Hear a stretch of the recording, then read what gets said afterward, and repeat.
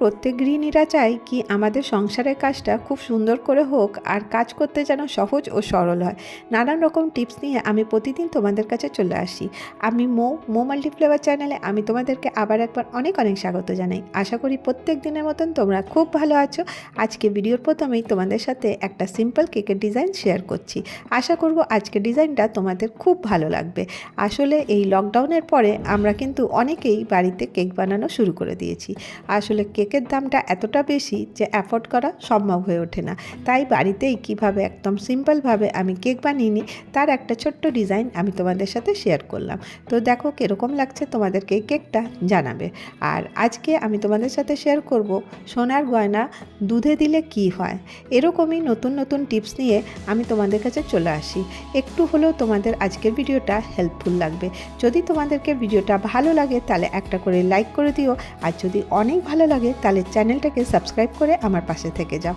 তো চলো বেশি কথা না বলে আজকের টিপসগুলো শুরু করে দিই। আজকে আমার প্রথম টিপস হলো এই গার্বেজ ডাস্টবিন যে বাকেট থাকে সেটাকে নিয়ে। কি হয়, অনেক কাচরা রাখার জন্য দেখবে এর মধ্যে অনেক নোংরা হয়ে যায় আর গন্ধও বেরোতে থাকে। আর তার মধ্যে দেখবে ছোট ছোট সাদা সাদা পোকাও হয়ে যায়। হয়তো কখনো কাচরা নিতে আসলো না, তখন কিন্তু এই ডাস্টবিনে একটা বিটখুটে গন্ধ হয়। তো তার থেকে তোমরা এইভাবে রক্ষা পেতে পারো। এর মধ্যে আমি দুটো নিউজ পেপার দিয়ে দিলাম। তো এতে কি হবে, যে ডাস্টবিনটা আছে সেটা কিন্তু নোংরা হবে না। আর তার মধ্যে দিয়ে দিলাম একটা ন্যাপথলিনের বল। ন্যাপথলিনের বল অনেক কিছু অ্যাবজর্ব করে, যার মধ্যে নোংরা গন্ধটা কিন্তু আর এর মধ্যে থেকে বেরোবে না। তো তারপরে দেখো এর মধ্যে আমি আরেকটা নিউজ পেপারের উপর থেকে দিয়ে দেবো, কারণ এর মধ্যে আমরা ভেজা নোংরা এগুলো ফেলে থাকি। আর এইভাবে রেখে দিলে কিন্তু ডাস্টবিনটা একদম পরিষ্কার থাকবে। চলো নেক্সট টিপসে চলে আসি। এবারে দেখো আমি সোনার গয়না নিয়ে আজকে তোমাদের সাথে শেয়ার করব। আসলে সোনার গয়না দেখবে কিছুদিন পরার পরে সেটা কিন্তু একটু ব্ল্যাকিশ হয়ে যায়। আর এটা যখন আমরা সোনার দোকানে নিয়ে যাই তখন এটাকে ধুতে যায়, তাতে কিন্তু অনেকটা সোনা কিন্তু আমাদের নষ্ট হয়ে যায়। তো সেই জন্য বাড়িতেই কিভাবে সুন্দর করে সোনার গয়না একদম নতুনের মতন চকচক করবে সেটাই আজকে আমি তোমাদের সাথে শেয়ার করব। এখানে আমি নিয়ে নিয়েছি কাঁচা দুধ। তোমাদের ঘরে যে কোনো গরুর দুধ বা প্যাকেট দুধ যে দুধ থাকবে সেটা নিয়ে নিতে পারো।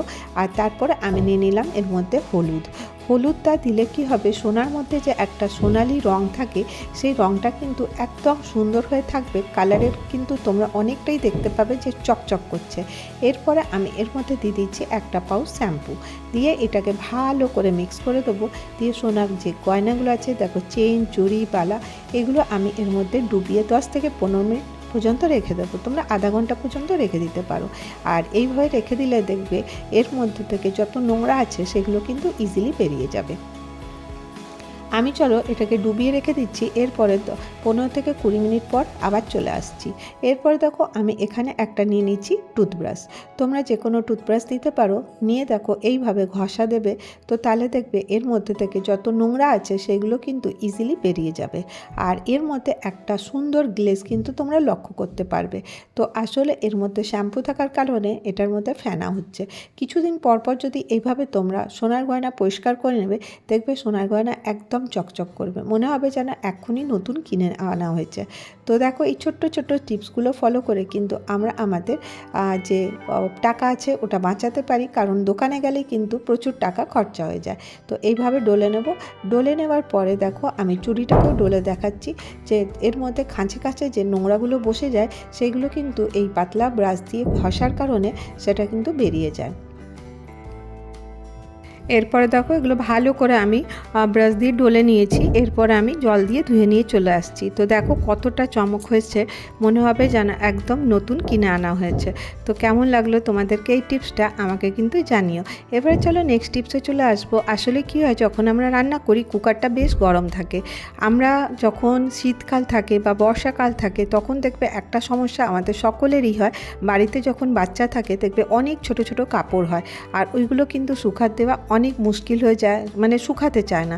তখন তোমরা এই টিপসটা ফলো করতে পারো। তো তখন ইমার্জেন্সি থাকলে তোমরা এই কুকারটা দিয়ে তোমরা কাপড়গুলো ছোট ছোট কাপড়গুলো শুকিয়ে নিতে পারো। এতে কি হবে, আমাদের যে কুকারটা গরম আছে ওটাও কিন্তু হেল্প হয়ে যাবে কাপড়টা শুকাবার জন্য। আর এর থেকে কি হবে, আমাদের টাকা খরচা কিন্তু অনেকটা কম হবে।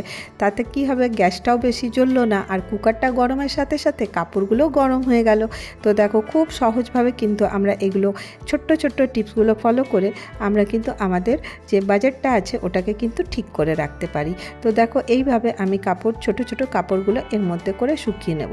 বিশেষ করে বর্ষাকালে কিন্তু এই সমস্যাটা বেশি হয়, আর কাপড়ের মধ্যে একটা স্যাঁতস্যাঁতানি ভাব থেকেই যায়। আর এইভাবে যদি কুকারের মধ্যে তোমরা গরম করে নাও, দেখবে কাপড়ের স্যাঁতস্যাঁত ভাবটা কিন্তু একেবারে চলে গেছে। তো দেখো আমি এইভাবে কুকুরকে একটা কাপড় পরিয়ে নিচ্ছি। আশা করব তোমাদেরকে এই টিপসটা একটু হলেও উপকারে লাগবে। তো ছোট ছোট বাচ্চার সক্স, প্যান্ট এগুলো কিন্তু ইজিলি তোমরা এর মধ্যে শুকিয়ে নিতে পারো। বেশ কিছুক্ষণ এর মধ্যে রেখে দেবে। এই যে মোটা ইলাস্টিক আছে এইগুলো কিন্তু এই কুকারটা হিট থাকার কারণে একদম সহজেই শুকিয়ে যায়। তো এইগুলো ইমার্জেন্সি টিপস, এগুলো কিন্তু সবসময় ফলো করলে চলবে না। তো কেমন লাগলো তোমাদেরকে এই টিপসটা আমাকে জানিও। এবার নেক্সট টিপসে চলে আসি। এই রকমের দেখো ময়দার কাভার আমার কাছে আছে, তোমাদের কাছেও অনেক এরকম কাভার জিনিস আনলে পারেই থাকে। তো আমি এটাকে ফেলার আগে একটা ইউজে লাগিয়ে নেব। বলো তো কি ইউজ করব? তো দেখো আমি এইভাবে প্যাকেটটাকে কেটে নিচ্ছি, এর মধ্যে আমি আমার হাতটা ঢুকিয়ে দিচ্ছি। আসলে কি হয়, এমন কিছু কিছু জিনিস থাকে ওগুলোকে পরিষ্কার করতে গিয়ে হাতের মধ্যে কিন্তু হাতটা হাম হতে পারে।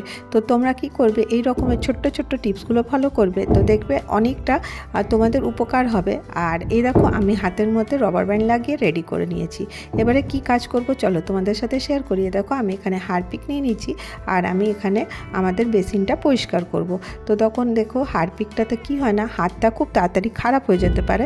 সেই জন্য তোমরা কি করবে, এরকম একটা প্লাস্টিক যদি থাকে তাহলে এইভাবে পরে নেবে। পরে নেওয়ার পরে এই বেসিনটাকে এইভাবে পরিষ্কার করবে। তাতে কি হবে, এর মধ্যে যে যত নোংরা থাকবে সেটাও কিন্তু বেরিয়ে যাবে, আর বেসিনটা একদম চকচকে ধকধকে হয়ে যাবে। এই ছোট্ট ছোট্ট টিপসগুলো আমাদের রোজের জীবনটা কিন্তু অনেকটা সহজ সরল করে দেয়। এরপরে দেখো আমি এর খাঁচে খাঁচে যত নোংরা ছিল সেগুলোকে এইভাবে হাত দিয়ে পরিষ্কার করে নিলাম। এরপরে জল দিয়ে ভালো করে বেসিনটা পরিষ্কার করে নেব। তো খুবই সহজ। তো তোমরা দেখলে এটাতে আমাদের কিন্তু বেশ অনেকটা উপকার হবে। এবারে দেখো হাতটা খুলে দেখিয়ে দিই, হাত একদম পরিষ্কার আছে, হাতে একটুও জল লাগেনি। তো ঠান্ডার সময় কিন্তু এই টিপসগুলো ইজিলি ফলো করতে পারো। এবারে দেখো এই যে ওষুধের এক একটা ঢাকনা থাকে, এই যে এমএল লেখা থাকে, এগুলো ওষুধ ইউজ করার পরে আমরা এই ঢাকনাগুলো ফেলে দিই। তো আজকে আমি তোমাদের সাথে শেয়ার করি, যখনও ইমার্জেন্সিতে তোমরা কিন্তু এটা দিয়ে একটা দারুণ অর্গানাইজার রেডি করতে পারো। তো দেখো আমি এখানে ডবল টেপ নিয়ে নিয়েছি, এইভাবে ডবল টেপটা লাগিয়ে দিচ্ছি, আর এর উপরে এটাকে দেখো আমি ইয়েটা সরিয়ে দিলাম। এরপরে আমি যে কোনো জায়গায় একটা এমনিভাবে লাগিয়ে দেবো, যাতে কিনা আমি আমাদের যে রোজের কিছু কিছু জিনিস থাকে, যেগুলো ছোট ছোট জিনিস, এখানে হ্যাং করে রাখতে পারি। আজকের ভিডিও এতটাই, আবার দেখা হবে নেক্সট।